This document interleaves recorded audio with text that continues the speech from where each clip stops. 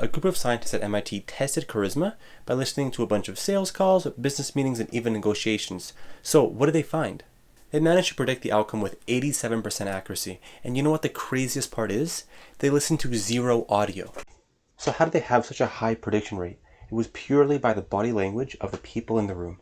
It's rare that a coach of CEOs and executives teaches us how to get the groundbreaking power of charisma for ourselves. But that is exactly what the book The Charisma Myth does, by breaking down every step in the process. And if you're anything like me, by the end of it, you will see every conversation you have in an entirely new light. So, what is charisma anyway? Charisma is a special magnetic appeal or charm. The origins of the word charisma come from the Greek word for favor. It simply means people favor you. That means that they like you, trust you, and want to be led by you. This would be examples like Steve Jobs, Bill Clinton, and Napoleon.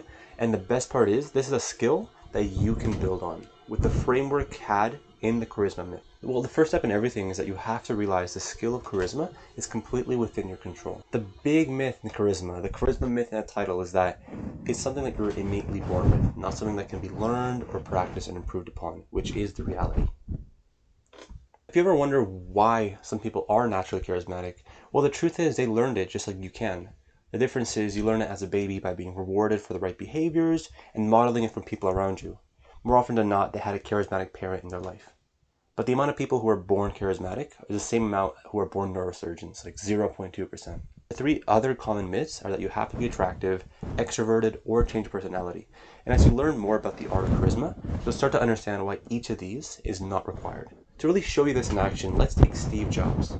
If you see his early interviews, he's shy, he's nervous, he has no idea how to act. What sort of need did you see that existed then that you felt these computers was going to fill? Well, basically, are we actually doing this now? Yeah. Oh, great.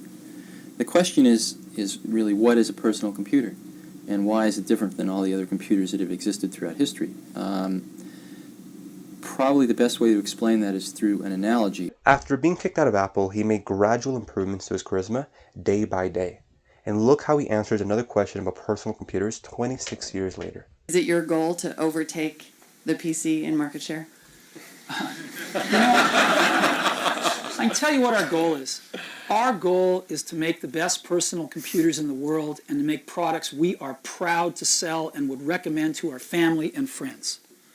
And we want to do that at the lowest prices we can. But I have to tell you, there's some stuff in our industry that we wouldn't be proud to ship, that we wouldn't be proud to recommend to our family and friends. And we can't do it. We just can't ship junk. To understand Steve Jobs, you must first understand a basic truth of human nature. Think of our earliest ancestors. Our oldest and most ingrained form of communication is body language. This has always and still is the most important way we communicate information to each other. When it comes to evolution, verbal language is a relatively new invention for us and doesn't have the same emotional grip and power as nonverbal does. So the ability to have people like you, charisma, comes from your body language.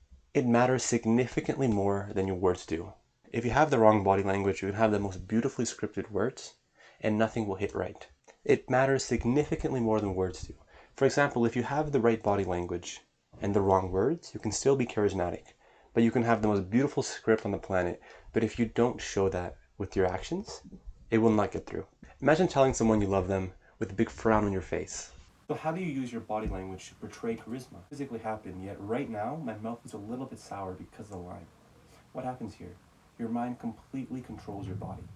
And this happens 24/7 in your subconscious until you're dead. So if you want to project presence, power, and warmth, you have to control the mind, as that will control your body.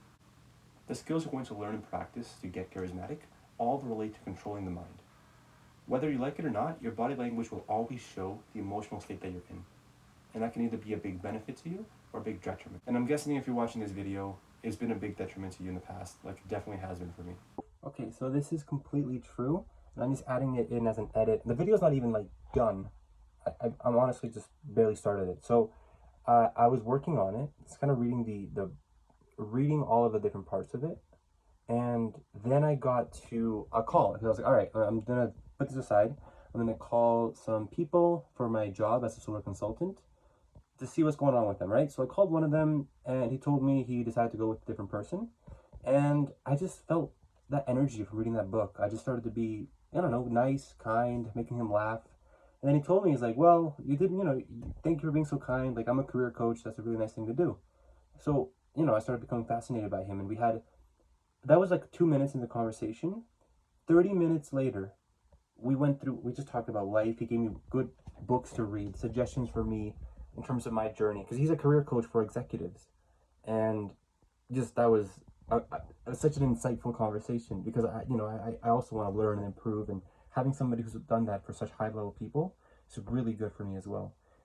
And by the end of the time, he just said, "Yeah, email me anytime, ask me questions. I want to help you out." So, I mean, if you want to know how incredible this book is, I'll talk about other tales, other things that have benefited from this book. But this is a real life example of how just powerful these concepts are. Because if I didn't read that book, I don't think I would have acted that way. I'm just very lucky that it was the right call at the right time. And now I have someone that can help teach me and guide me along the way, which is just... So read the book, okay? I have no words. I have no words.